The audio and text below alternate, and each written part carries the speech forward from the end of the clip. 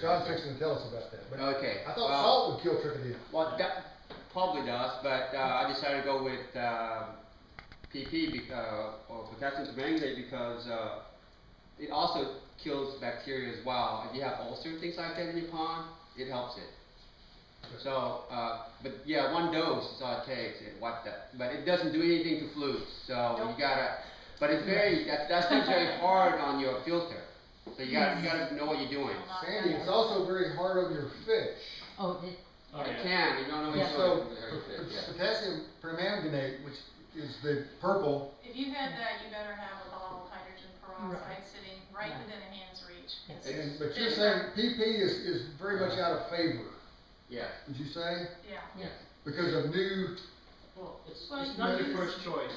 It's an oxidizer. What happens is it's a strong oxidizer, and the reason why it works so well on parasites is that it just destroys their cells, their cell walls.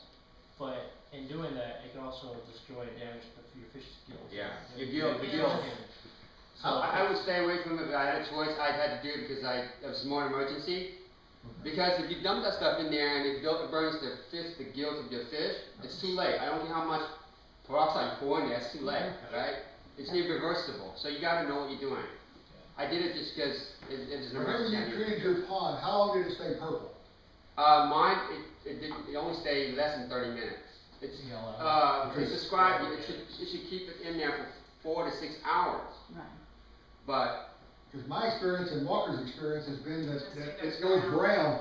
it all depends. PP, like, for new guys, the PP stuff is, before you put it in, it's supposed to say purple for an hour or so, and once it turns brown, then that means it's neutralized and it's pretty well over.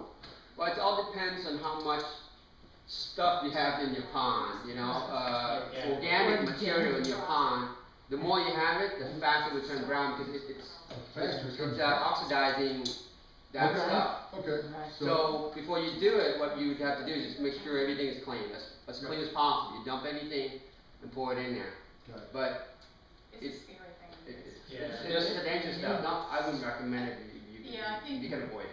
another one that you could use is Proform C, which I think Yes. is a little more forgiving. That is, I did some research on that as well. Yeah, that will take care of a wide range of parasites, except for flukes. So We've gotten real timid about medicine. Yeah. So let's talk about the sprint. How long? Well, I'm saying